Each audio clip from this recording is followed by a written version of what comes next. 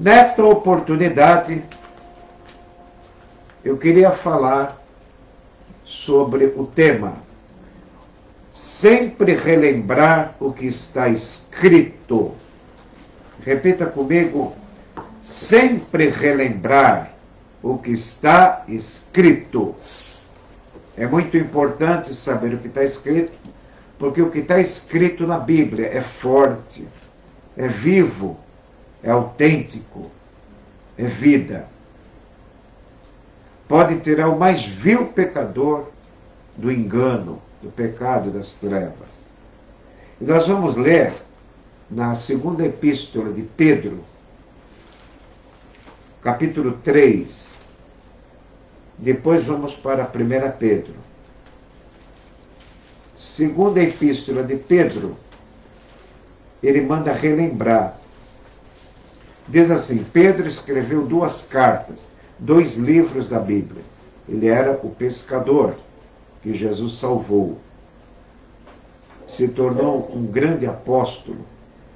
Converteu 3.000 almas no dia de Pentecostes. 2 Pedro, capítulo 3. Apenas 2 versículos. Amados, esta é a segunda carta que vos escrevo, em ambas as quais procuro despertar com lembranças a vossa mente já esclarecida, para que vos lembreis das palavras que foram ditas pelos profetas e do mandamento de Jesus e dos seus apóstolos. Muito bem. Não basta ser crente, esclarecido, iluminado. Não basta saber a Bíblia.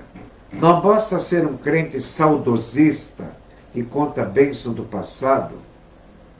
Temos que ser como águia, que não tem medo de tempestade. Você precisa fazer da tempestade, não ser derrotado por ela, mas alcançar seu objetivo. A Bíblia é o nosso manual de leitura constante. O nosso devocional é uma arma cristã, é a armadura de Deus, a espada. A espada do Espírito Santo é a palavra de Deus. E Pedro diz aqui, desperto com lembranças a vossa mente já esclarecida. Pedro escreve a segunda carta e o tema é falsos mestres. Mas ele está dizendo aqui da vinda de Jesus, que os seus leitores tinham que ter um coração despertado. Você não pode se acomodar no conhecimento que já tem e parar. Quando o coração vai esfriando, o coração vai endurecendo. Não deixe o seu coração perder o sentimento, esfriar. Sempre fique lembrando do que a Bíblia diz. Repete para você mesmo. Temos que pregar, ensinar para nós mesmos. De manhã, de tarde, de noite. E pedir para Deus guiar nossos passos. Me lembro de outra passagem de Pedro, na primeira carta, 1,18. Olha ele querendo lembrar de novo. Sabendo que não foi com ouro e prata que fomos resgatados da nossa maneira vazia de viver, mas fomos resgatados com o precioso sangue de Cristo, como de um cordeiro incontaminado. Olha, a palavra sabendo. Os crentes já sabiam que a salvação estava no sangue de Jesus. Que o resgate que ele nos comprou está no sangue de Jesus. Os seus ouvintes, os seus leitores já sabiam. Olha o que ele diz, sabendo. Vocês já sabem, mas não adianta saber, tem que viver. Tanto Pedro como Paulo cita essa palavra, sabendo. Romanos 6:6 e Romanos 6:16. Vamos ver agora Paulo. Não somente Pedro, mas Paulo nos exorta a pôr em prática o que já sabemos. Romanos 6, verso 6, e Romanos 6, 16, diz assim: sabendo que o nosso homem velho, o nosso velho homem, foi crucificado com Cristo, e não mais sejamos escravos do pecado. Verso 16: não sabeis que sois escravos daquele quem vos apresentei para obedecer, como servo, seja do pecado para a morte, ou da obediência para a justiça? Então, aquele a quem você se inclina para obedecer, o pecado te leva à morte. A obediência te leva à vida eterna. Nós temos que ter cuidado com o pensamento rebelde. Tenha sempre um pensamento de obediência. Deus se agrada daquele que deseja ser fiel. Provérbio 3:3. Nunca se aparte de ti a benignidade e a fidelidade. A fidelidade é a palavra fé, no fruto do Espírito. Uma pessoa de fé, uma pessoa fiel. Uma pessoa fiel, uma pessoa de fé. Não fé nominal, nem de aparência. Uma fé viva. Uma fé que deseja obedecer. Uma fé que não obedece não tem valor. Irmãos, ouvintes, tenha isso em mente. Seja uma pessoa compromissada. Não olhe para a fraqueza do teu coração. Conheci um irmão no Guarujá, Luiz Paulino. Ele falava sempre assim: Augusto, não espere ter vontade para orar. O seu coração nunca terá. Não espere ter vontade de ler a Bíblia. O seu coração nunca terá. Faça tudo sem vontade. Por quê, Luiz Paulino? Porque isso é compromisso. Compromisso com Deus não depende da vontade fraca de nosso coração pecaminoso. Aleluia! É aí que muita gente se engana. Se der, eu vou. Se eu sentir, eu vou. Se der, eu estou lá. É certo isso? Não. Não é certo. Hoje, segunda-feira. Quais os dois motivos de eu não estar aqui? Só teria dois motivos. Doente, ou trabalhando num trabalho secular e não está aqui agora. Fora disso, é um compromisso. Com quem? Com Deus. Submissa a alguma autoridade humana? Sim. Mas é para Deus. E quem trabalha secularmente? Para Deus também. Para Deus, tudo para Deus. Vender cachaça, não. Nem cigarro. E meu pai já vendeu muito isso na padaria. Falei: pai, agora nós somos cristãos. O senhor não tem coragem de jogar fora o uísque? Dá aqui na minha mão. Peguei o uísque Ballantines, Chivas, Cavalo Branco. Joguei tudo na pia. Tudo no ralo. Joguei todo o cigarro fora. Pai, vem dessa droga. Porque nós somos cristãos agora. Meu pai obedeceu, não entendia muito direito a minha loucura, mas eu já estava tendo sonhos pregando o Evangelho.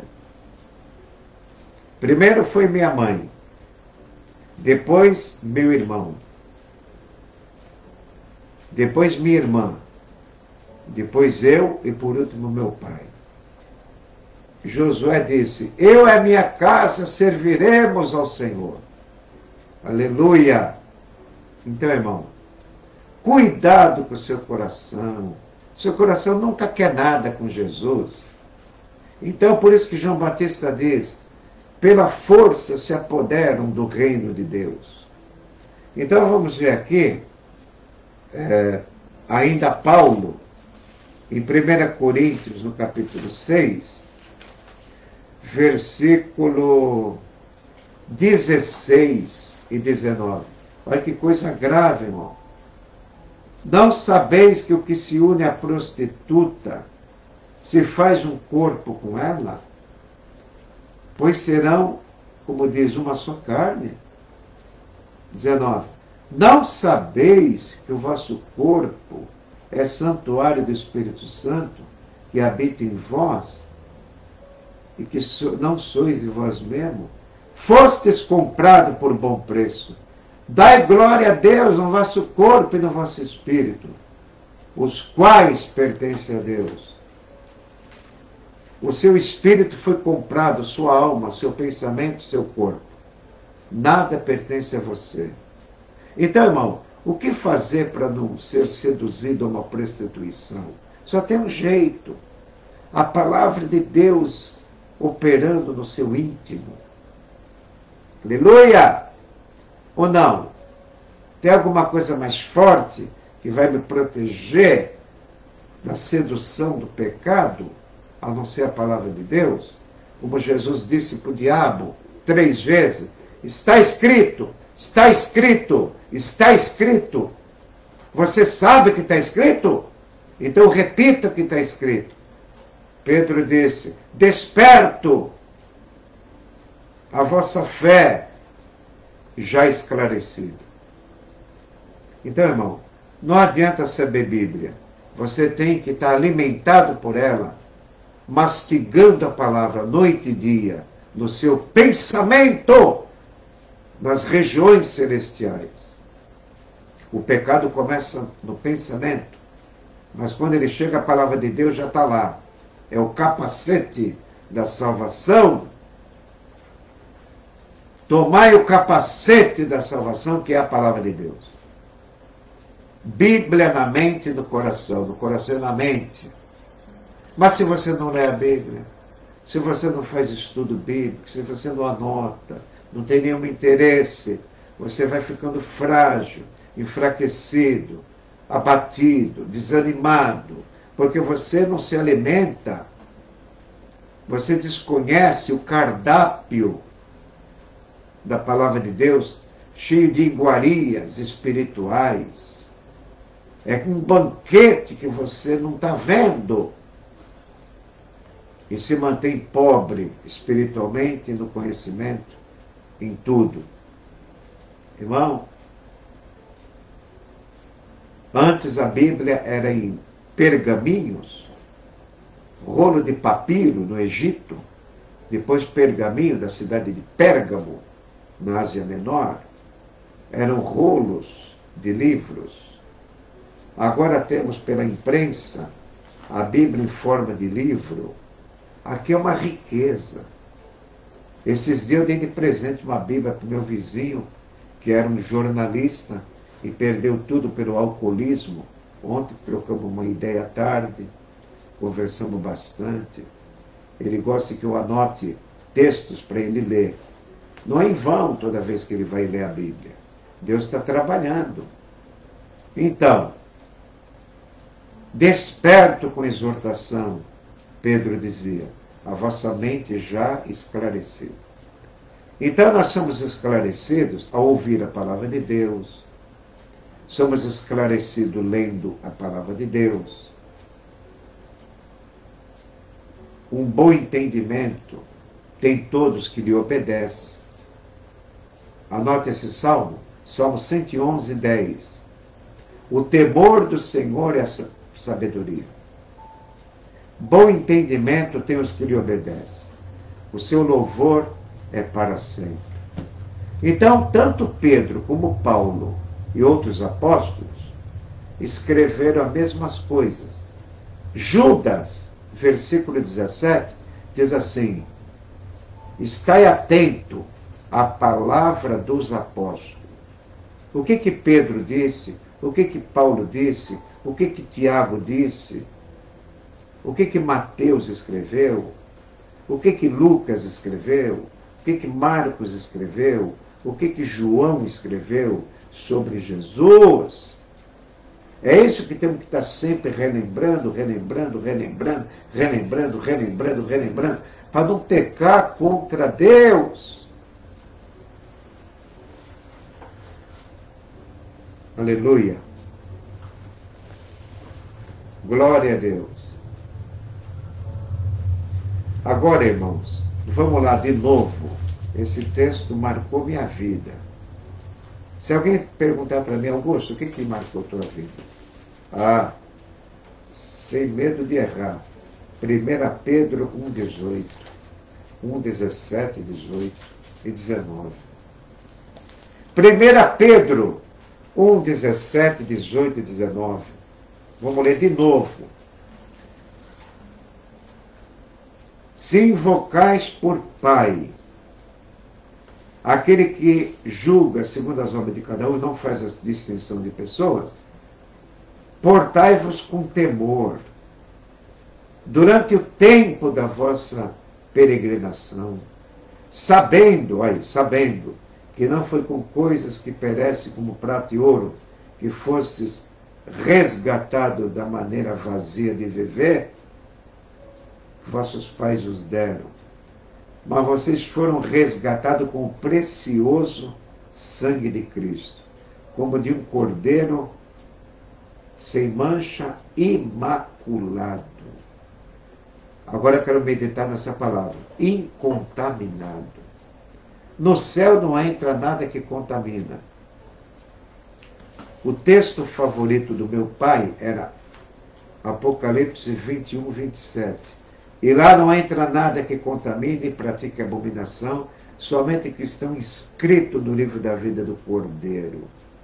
Lá não entra nada que contamine. Daniel 1 e 8. Daniel disse, eu propus no meu coração não se contaminar com o manjar do rei. Irmão, nós temos que propor no coração, não se contaminar. Quer 2 salmos? Anota aí 2 salmos, no 119. Tem que propor no coração. Salmo 119, versículo 106. Jurei e cumprirei que hei de guardar o teu justo juízo. Olha aí, propósito de querer guardar. Salmo 119, 106. Agora o 121. Salmo 119, 121.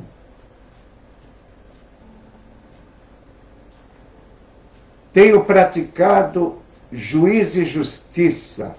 Não me abandone aos meus inimigos. Tenho praticado juízo e justiça. Olha aí. É propósito. Jurei e cumprirei de cumprir as tuas ordenanças. Olha lá, propósito. Cumprirei no futuro. Vou servir a Deus. Vou ler mais a Bíblia. Vou pregar o Evangelho. Vou dar bom testemunho ao trabalho. Não vou olhar segunda vez aquilo que é pecado. É propósito.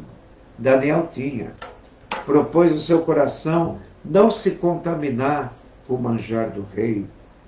Gênesis 39, 9. José do Egito disse para a mulher de Potifar, como eu faria tão grande mal e pecaria contra Deus? Ele não diz, pecaria contra o seu marido. Irmão, o prazer pecaminoso, coloque no seu coração, ele é enganoso, mas é passageiro. Ele produz prazer além do limite, mas não vale a pena. O que vale a pena é cortar os olhos. O que vale a pena é cortar os braços e as pernas. Se o teu pé te faz tropeçar, corta, para você não correr para o pecado. Jó disse, Senhor, vê se meus pés correu para o engano. Se a tua mão te faz tropeçar, corta. É melhor entrar no céu com uma mão só, do que com 2 ser lançada no inferno. Se teu olho faz você escandalizar o Evangelho, corta os olhos, fica caolho. O grande homem que trouxe o avivamento em País de Gales era caolho um olho só, chamada Christman Evans, em 1905, mais ou menos, irrompeu no país de Gales um avivamento. Fechou boate, fechou inferninho, fechou lugares de bebida, de shows, de prazeres mundanos, porque a atração era a palavra de Deus pela pregação de um caolho, Christman Evans. Vamos arrancar os olhos, irmão. Tem muita coisa aí na internet que não dá para ver. Não é pecado a internet. Eu uso todo dia. Chego em casa, depois do lanche, leio a Bíblia um pouquinho, vamos ver as notícias da internet, vamos ver um pouquinho de YouTube, ver um filme, vamos ver as atrações do dia. Não pode clicar em qualquer coisa, não. Você pode ver as atrações do dia, mas nada me dominará. Paulo, não me deixarei dominar por nada. Davi no Salmo 101. Andarei com sinceridade na minha casa. Não colocarei coisa má diante dos meus olhos. Nada se me pegará. Paulo disse, tudo me é lícito, mas não me deixarei dominar por nada. O crente tem domínio próprio. Eu trabalhei no Guarujá, num lugar cheio de pecado.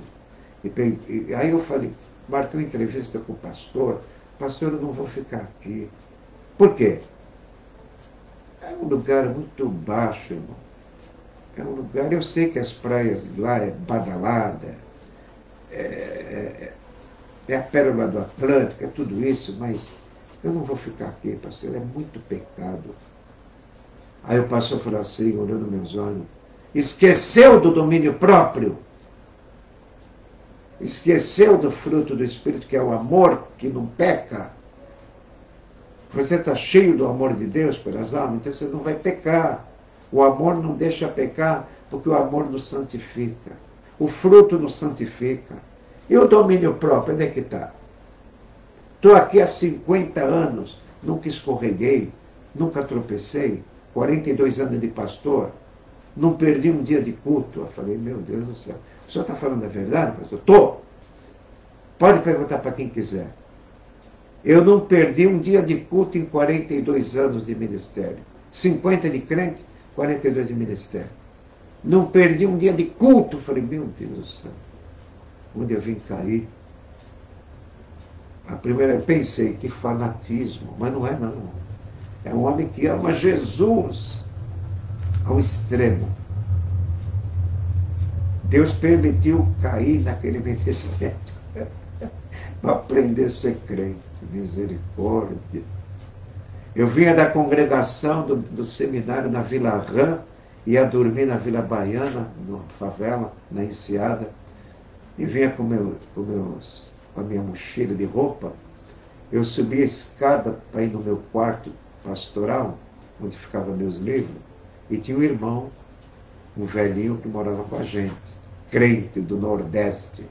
Então ele ficava lendo a Bíblia, eu abria a sala, a paz do Senhor, irmão. Ele não respondia, ele estava lendo a Bíblia. Quando ele acabava a leitura, ele entrava no meu quarto, Augusto, batendo na porta, a paz do Senhor. Oi, chegou para mais uma semana aqui de trabalho? Já. Agora eu posso te dar a paz do Senhor. Eu escutei você me dar a paz do Senhor, não estava lendo a Bíblia. Como é que eu vou parar de ler a Bíblia para te dar a paz do Senhor? Eu aprendi com esses homens a respeitar a Bíblia. Eles lendo a Bíblia, eles não param para falar com ninguém. Só na hora que acaba o texto e a meditação que ele vai conversar.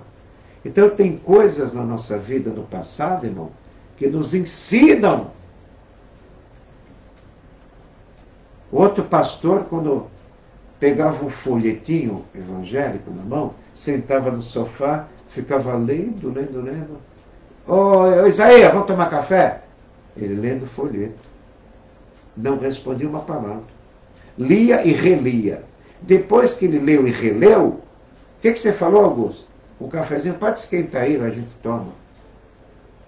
Eu fui aprendendo naquelas coisas assim. Meu Deus do céu, esse povo é crente até debaixo d'água.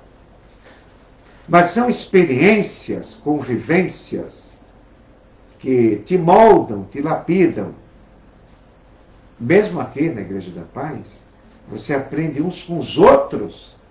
Todos se completam no corpo. Aleluia!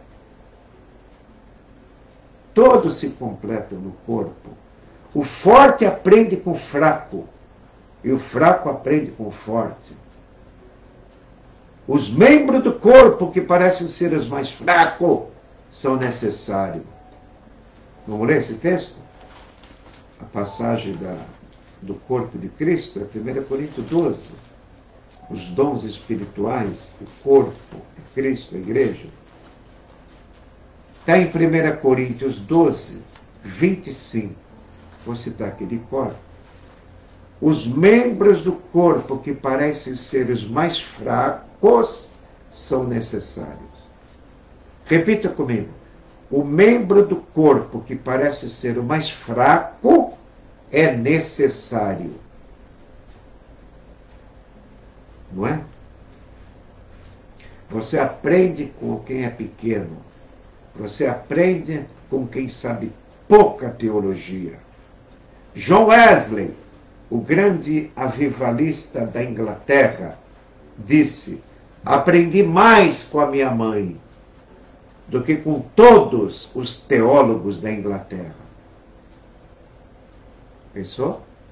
Aprendi mais com a humildade da minha mãe do que com todos os teólogos da Inglaterra, dizia John Wesley.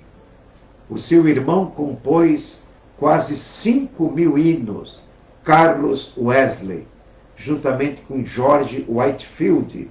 Era o trio que revolucionou a Europa com o Evangelho, onde se originou a igreja metodista, porque Wesley criou métodos de estudo bíblico e espalhou santidade pela palavra. E na Inglaterra, na faculdade de Oxford, eles formaram o Clube Santo. O Clube Santo, onde os jovens se reuniam para meditar na palavra, nos seus quartos, e espalhando a palavra na Europa, espalharam santidade. Hoje não estamos nem aí com santidade, né? Temos que espalhar a palavra de Deus. Espalhando a palavra de Deus, você está espalhando santidade. Toda vez que eu entrego um folheto num porta-carta de uma casa, eu oro: Senhor, abençoa a mão que pegar esse folheto. Abençoa a mão que for pegar esse folheto. Não deixa jogar fora, mas faz com que leiam e entendam a tua palavra. É muito melhor dar o folheto de mão em mão. Porém, quando eu faço visita e vou de bicicleta, eu paro em determinada rua, o Espírito Santo me faz sentir evangelizar algumas casas do porta-carta. Mas eu vou em oração. Hoje mesmo de manhã eu vou. Se Deus me der vida, eu vou para a ponta da praia agora. Daqui a pouco ministrar ceia. Ministrar Santa Ceia, ali no canal 6, para duas irmãs.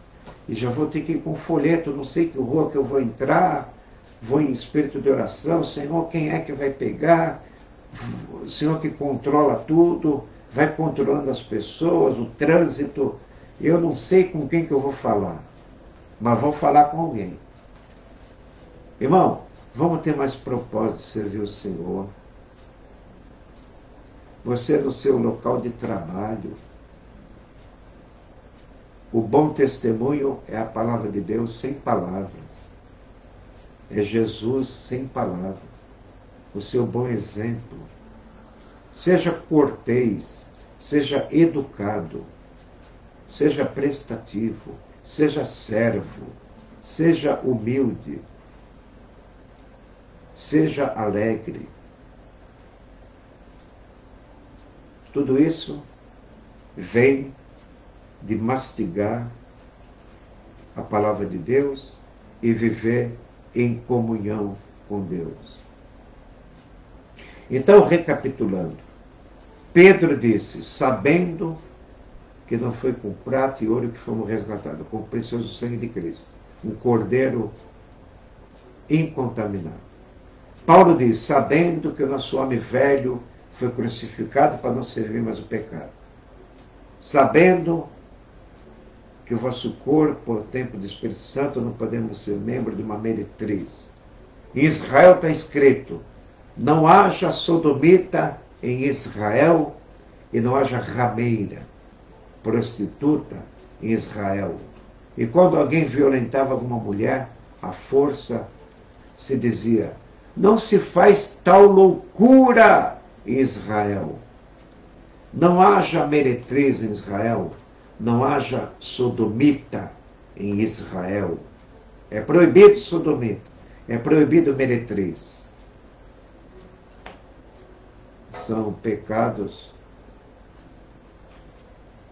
mais vulneráveis da nossa natureza humana pecaminosa. A área da moral precisa ter muito cuidado.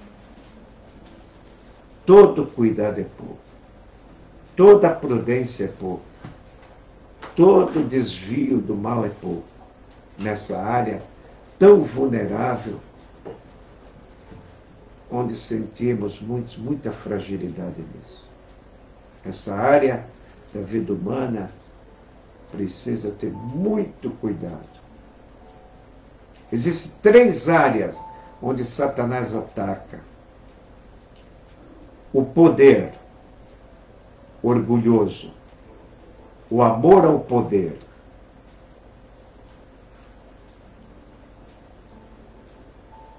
vícios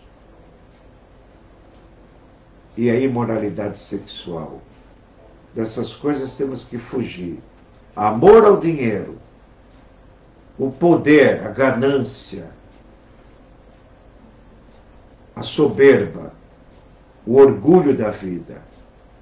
Temos que abandonar isso aí. Não temos nada mesmo, né? Eu estava lendo esses dias pessoas bilionárias, o que elas têm? Não tem nada se não tiver o perdão dos seus pecados. Se não foi a Cristo e reconheceu Ele na cruz e na ressurreição e pediu perdão e tem um desejo de agradar a Deus, não tem nada. Um dos homens mais ricos, um dos cantores mais ricos do mundo, não quero nomear o nome dele, mas ele é o maior ativista social do mundo. Tem uma ONG extraordinária, sustenta muitos países da África, faz palestra no mundo todo sobre ação social. E creio eu que ele não é salvo, não é um verdadeiro cristão, apenas um ativista social, não tem vício, combate o vício, faz palestra contra todo tipo de injustiça social, se envolve com lideranças mundiais, mas ainda não é cristão. É apenas um teólogo e nas suas músicas eles cantam salmos. É o maior ativista social que nós temos notícia. Ele é irlandês, mas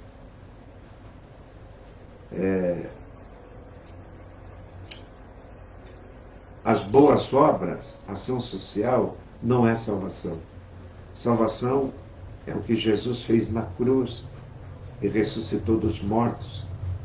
Como diz a Bíblia, ele foi entregue por nossos pecados, ressuscitou para nossa justificação. Pedro fala, bendito Pai de Jesus, que nos gerou de novo para uma viva esperança pela sua ressurreição. A ressurreição de Cristo nos dá novidade de vida.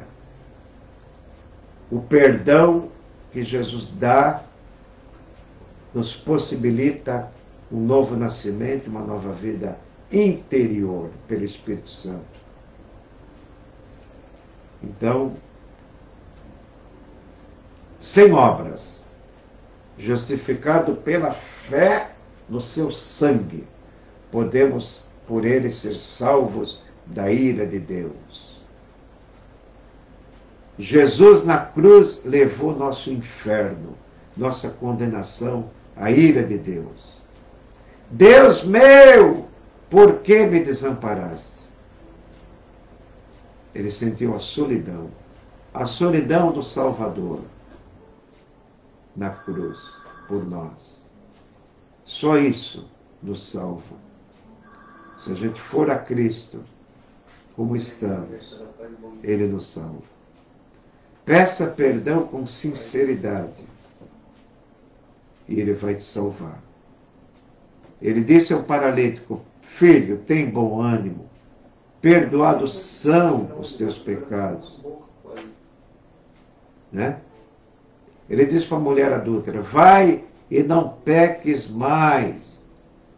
Ele falou para o paralítico de Betesda, que depois encontrou no templo: olha, não peques mais, para que não te suceda coisa pior. O que é pior do que a doença? É o abismo, né? Encontrou ele no templo. Ele não sabia que era Jesus, mas foi no templo e encontrou Jesus. Meu irmão, cuidado para você não deixar o templo, a igreja. Não seja um desigrejado, com medo de pandemia. Aqui não tem ajuntamento. Os cultos presenciais são cultos bem organizados, com separação. Não precisa ter medo de sair na rua. Não precisa ter medo de pandemia, de nada. Precisa temer a segunda morte. Temer aquele que pode lançar no inferno a alma e o corpo. O único medo que temos que ter é de perder nossa alma. O resto está ganho. Amém, irmãos? Oremos. Senhor, Pedro ainda fala, João ainda fala, Paulo, graças a ti, Senhor, porque a tua escritura é de geração em geração. A escritura, tua palavra não foi apagada pelo tempo. É milagre ler a Bíblia, porque está na nossa mão. É o manual do cristão, a tua palavra. E a tua palavra é viva, mais viva do que espada, penetra na divisão da alma e do espírito e muda a intenção do coração e fortalece. Senhor, nesse momento, fortalece todos que estão ouvindo essa palavra, fortalece a cristandade do mundo, aqueles que sofrem perseguição por amor da tua palavra, pela justiça, abençoa. Nos dá um dia de paz nesse dia, em nome de Jesus. Amém.